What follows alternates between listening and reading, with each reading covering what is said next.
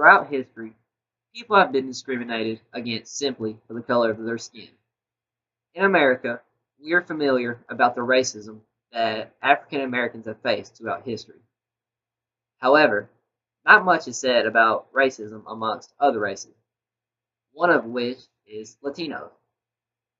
In the United States, the Latino population is the fastest growing cultural group, according to Larson in 2004. The Latino population grew from 61% between 1990 and 2000, making up approximately 12.5% of the U.S. population, according to Ramirez in 2004. And it is expected to continue to grow at a similar rate in the years to come. Discrimination against the Latino people can affect their mental state of mind. Discrimination has been shown to be a chronic life stressor that is associated with negative mental health outcomes for Latinos in the U.S., according to Marotti and Risco in 2006. This group has been identified to be at risk for mental health symptoms, potentially causing additional stressors related to acculturation and discrimination, according to Rios, Ellis in 2005 and Torres in 2010. The United States has always been considered as a melting pot, with many different cultures and races moving here for freedom. Most of them left their homelands for money, freedom, but also to escape discrimination. Some Latino immigrants came to America to provide for their families and did it the legal way, but some of them were not legal when they came to the U.S. Some of these illegal immigrants came over to join gangs or to sell drugs. This gave illegal Latinos a bad reputation, causing them to be viewed as bad people.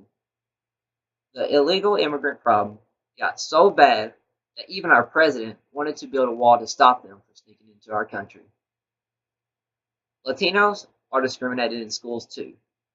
For an example, an author witnessed teachers discouraging Latinos for using Spanish, as they assert that using two languages can create difficulties and delays in learning. Mitchell, in 2005, points out that offering strictly English-only classrooms and discouraging them from speaking Spanish puts these students at a great disadvantage. When handled correctly, bilingualism and diversity in a classroom can serve to enhance the learning experience, as opposed to distracting from it, according to Loretta and Lagabaster in 2010. Another effect of discrimination in the education system is related to the performance of Latino based on the stereotypes and expectations from the teachers.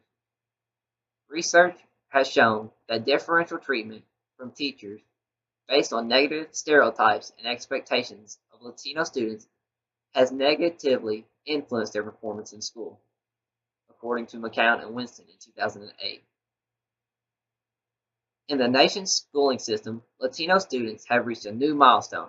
For the first time, 1 in 4, that is 24.7%, public elementary school students are Latino.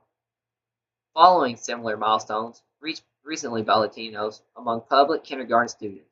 This was found in 2007 by Hispanic Journal of Behavioral Sciences, which means there is no telling how many Latino students are discriminated in schools. Discrimination to Latinos in the schooling system can lead an individual to develop a sense of identity confusion, lowered self-worth, self-powerless about their future, and separate from their larger society, according to Aponte in 1999. Latinos who encounter discrimination have reported a higher likelihood to experience psychological distress on a daily basis, including nervousness, sadness, hypervigilance, anxiety, clinical depression, suicidal ideation, and tend to report an overall lower quality of life, according to Bryant Davis and Ocampo in 2006. Therefore, racial discrimination is likely to seriously affect mental health and should be addressed in the therapy, according to Masco in 2005. There are many great, hardworking Latino people in this world, but sometimes they are judged simply on their skin color, which is called colorism. You can see an example of colorism in the workplace. Usually, Latinos are given manual labor types of jobs with little opportunity for advancement. They are often paid less than coworkers of different races, even if they are performing the same task. Because of the lesser income, the Latino population often have to get multiple jobs just to support their families. Sometimes it is hard for them to even get employed because of their nationality. People should remember that most immigrants come here to support their family, and America's motto has always been the land of opportunity. A person should be judged on their character and not the color of their skin. The Latino culture is a proud and hardworking race. We all should work not to stereotype people simply due to race.